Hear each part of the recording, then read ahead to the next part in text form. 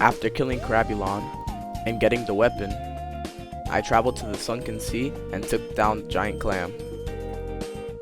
This unlocked the Midas the Sea King, but he didn't sell anything good.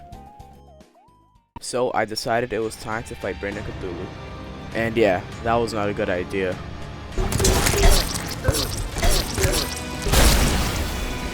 Until this happened on my 25th attempt.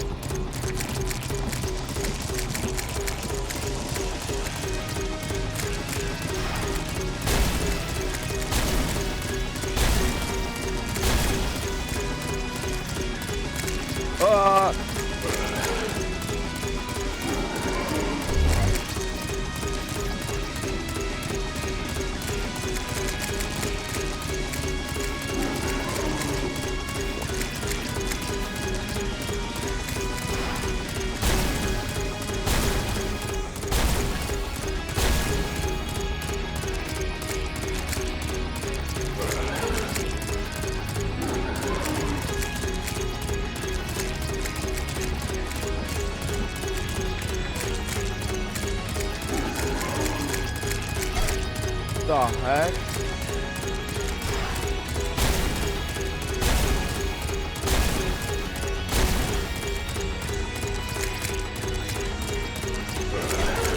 And with 1 HP left, this happened.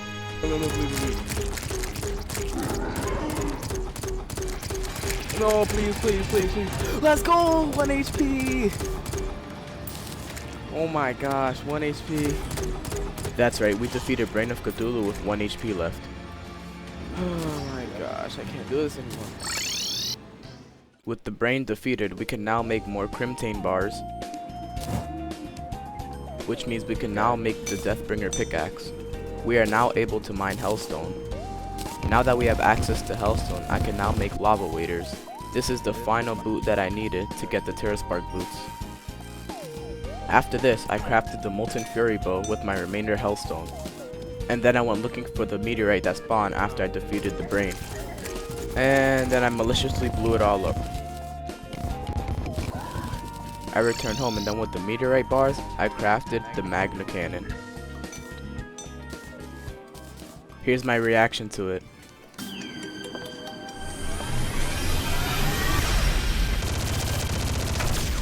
Ooh.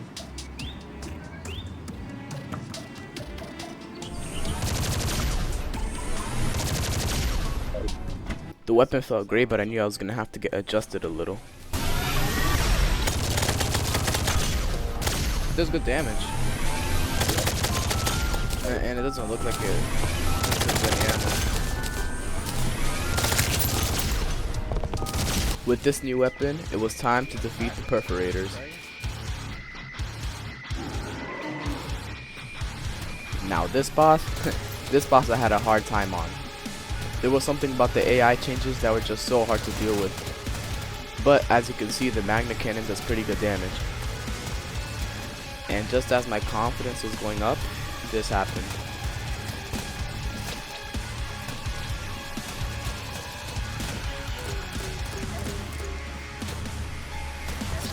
No. One death can't be that bad, right? Wrong. This boss took 35 attempts until I eventually had this one.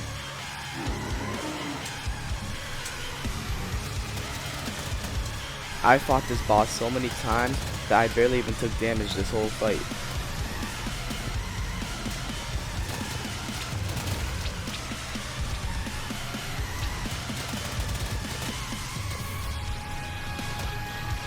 This part was pretty easy. I just had to keep jumping up and down while fighting the worm.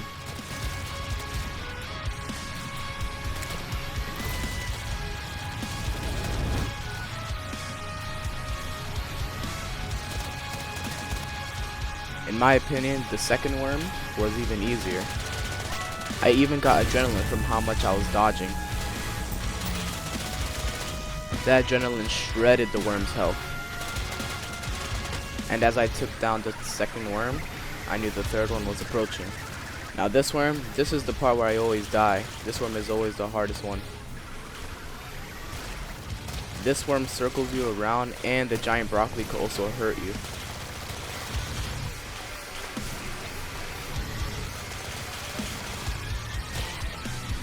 But I keep dodging and barely get hit.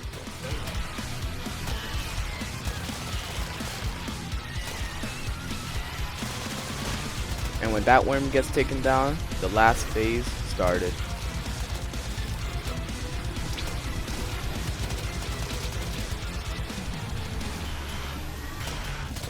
I figured out that this last attack is about moving up, not sideways.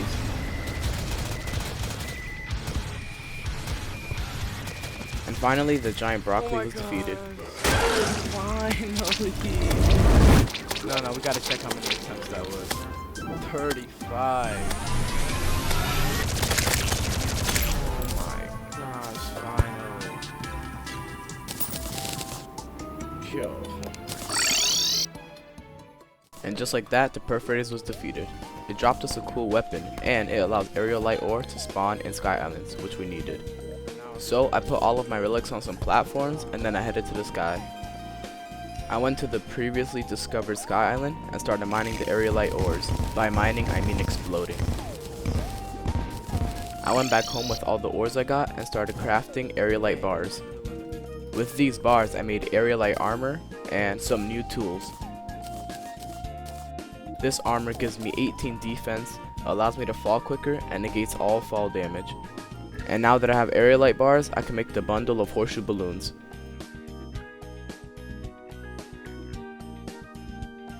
These give me a total of 4 jumps, and it negates fall damage. With the Perforators down, the next boss was Queen Bee. So I built this arena in the underground jungle. I ended up making skyline wings with my aerial light bars because I didn't like the bundle of horseshoe balloons that much. This fight took me fewer attempts with only around 20, but there was no sound. Anyways, enjoy the fight.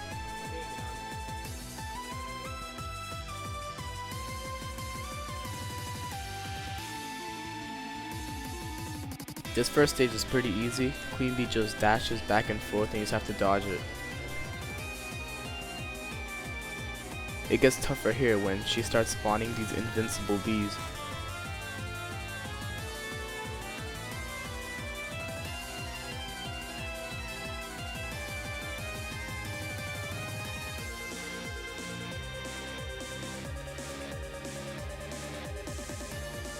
But for now, all I had to do was keep dodging. This hit cost me almost all of my HP and I almost died. I started losing hope, but then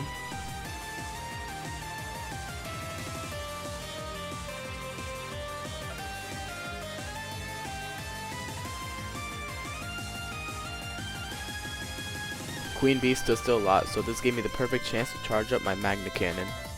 In this last stage, she started dashing really aggressively.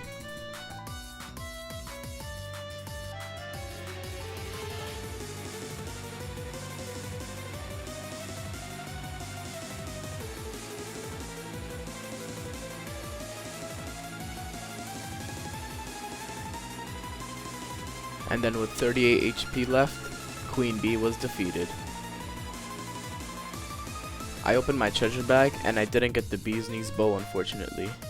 But I was not gonna fight that boss again. So Skeletron time it is. Now Skeletron, Skeletron, I have no words for this boss. I'll let this do the talking. And yeah, that went on for a while. It took me 45 attempts to finally do this. I also switched to the Aqua Shard shotgun because it was way better than the Magna Cannon.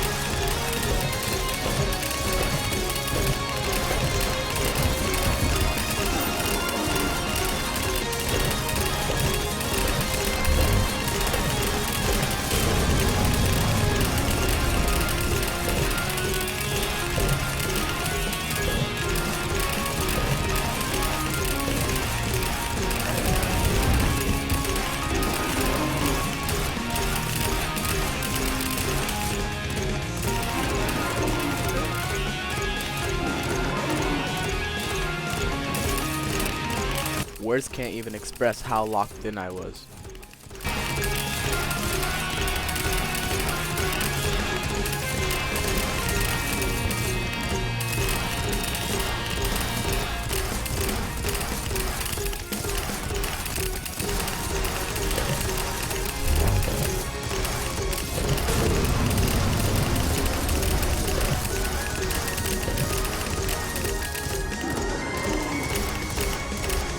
Let's go! Oh my gosh. Oh, let's go. That's so long. That's my most attempts on a boss, 45. I literally had to learn every single one of his attacks to beat it. That's crazy. Defeating Skeletron means that we had access to the dungeon now, which lets me get bones in order to make some weapons and armor. So I started exploring it. Oh, got a pet. So I kept going down, defeating all the enemies, and found a couple of golden chests, but none of them were for me. I went back home and crafted the archer fish with some bones that I got from the dungeon enemies. This is what it looks like. It's pretty satisfying. I also had enough bones to make the necro armor. Okay, I like it. And we got the Clothier. Where is he? After defeating Skeletron, the Clothier now spawned as one of the NPCs, and from him, we could buy the counter scarf. This is like a Cthulhu shield. Instead, if you dash into something, it doesn't act as a hit, it acts as a dodge. Alright, this is where our familiar goes. Alright, look how trippy I look. And next up, we're fighting the Slime God. So tune into next episode and make sure to like and subscribe if you like the content.